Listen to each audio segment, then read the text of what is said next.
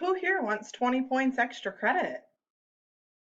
I'm sure most of you could use a little boost to your grade. Also, do you see what I did there? I led with my attention grabbing statement, not, hi, my name's Harkins, and I'm going to give you guys a little bit of information about what you need to be doing for your final speeches. Hey, so that's my first point today, folks.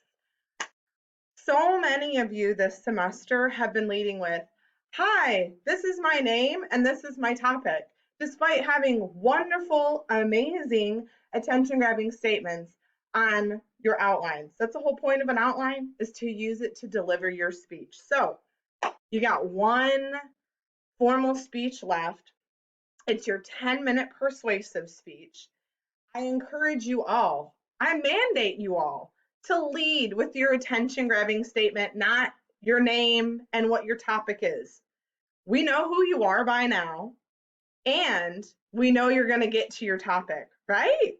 So that leads me to my second point about attention grabbers. After reading your outlines this morning, which was riveting, I assure you, I noticed so many of you were starting with like a broad statement or like your research question. You shouldn't be telling us what your topic is in your first statement. Get us interested first, and then you can tell us all about it. You're going to have 9.5 minutes to do so after your introduction. All right. So don't lead with, hi, my name is. Don't lead with your research question. Take some time. You still have a week. Come up with something really engaging. Use a fact, a statistic, a quote. If you lead with, hi, my name is, I will give you a 0 for your whole entire introduction just for not trying to get our attention. So with your introductions, I also want you to give some background information about why you're interested about in the topic, right? If you're interested in the topic, we're going to get interested in the topic. Finally, in your introduction, you have a thesis where you should be verbally previewing all 3 or 4 of your main points, okay? You got it. You know what you need to do for the intro. Do that, please. So, something else that's really important for this speech is making sure you have a visual aid. Okay, so I've posted the link to the page in Canvas on how to use a visual aid and what kinds of visual aids are acceptable. The only 2 visual aids that are acceptable, you must have a PowerPoint, Prezi, or Google Slides. That's mandated for this speech. And you have to include them in your speech. You need about 10 slides because you want about a slide per minute, so no less than 10 slides. And you want to make sure that you have a way to present your slides. Having your phone over here with your laptop in the background, we can't see that. So you want to have a smart TV, or you want to use Screencast-O-Matic, which is the very software I'm using to make this video for you all today, okay? I want you to be dressed for success, right? I'm wearing leggings on the bottom, but you can't see my bottom. You can tell I'm standing, right? These are things you all should be doing in all of your speeches. Be dressed for success. Make sure that you are standing to deliver your speech. Find a place. Like I have my laptop right now set on top of a speaker, on top of a bowl of oranges to get it at the level I need it in order to be able to stand like a normal person and not be like, hey guys, this is my speech. No, don't stand on the camera, okay? Something else that's super important for this particular speech, your persuasive speech, is making sure to include a counter argument within the body of your speech. Okay, if you don't have a counter argument, you just have a very opinionated, informative speech, okay? Because you're just giving us stuff that supports your side. You need to tell us what the other side is saying, okay? That helps have a well-balanced argument. So that was a lot of feedback that I gave you folks on your outlines today. Also, you need to include a call to action in your conclusion. Okay, so it's the counter argument and the call to action in your conclusion that are hallmarks of persuasive speeches. Don't say, I hope you think differently about my topic now. Okay, that is not concrete enough. That doesn't show that you've done research. That doesn't show that you're confident in your delivery. I want you all to seem very confident in your delivery. I don't want to hear any I hope so statements. I want you to be like, now you know about XYZ, and this is why you need to vote for this candidate in the next election. See what I did there? That's a very specific call to action.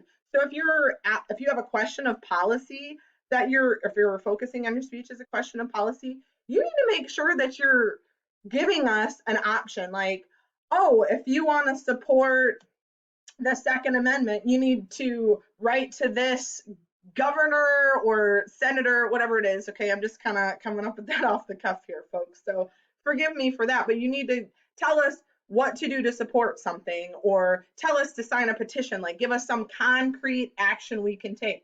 If it's something that's a question of fact, it's normally like if you're trying to convince us that you should exercise for 30 minutes a day, and your call to action, you're like, now get out there and go for a 30-minute walk, right? You have something tangible you're telling us to do, not to just think differently about a topic. Okay, that's not concrete. I know I'm really popular right now. You all love me. um just a little bit of my personality. You guys haven't gotten enough of this learning from home this semester, so you're welcome. Something else, taking it back to ethos. You want to make sure you're using in-text citations on your outlines. Every single place where you have outside information, you need to have an in-text citation. Every time you're using that information in your speech, you need to verbally cite that source. And you want to make sure you have bibliographic entries on your reference or works cited page, depending on if you're using APA or MLA.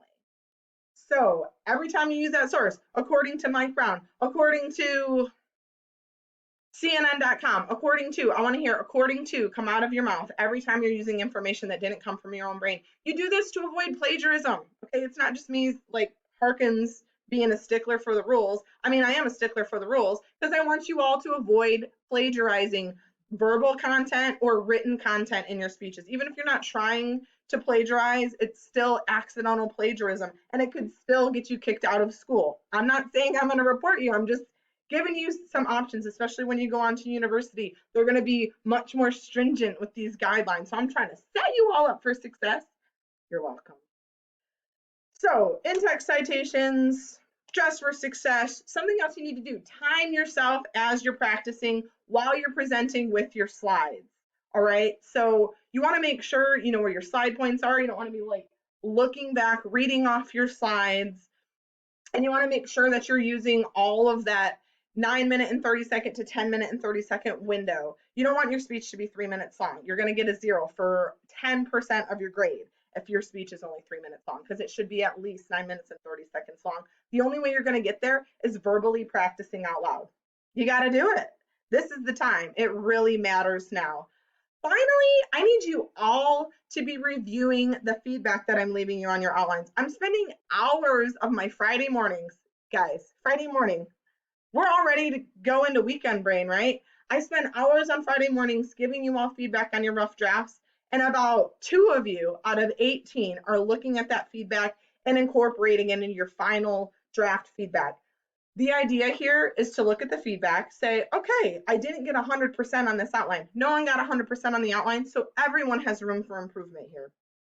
I didn't get 100% on my outline. What could I do differently to make my outline and my speech better? That's the whole point here, folks. So I want you all to go in, find your feedback. If you don't know how to do that, I'm going to show you right now.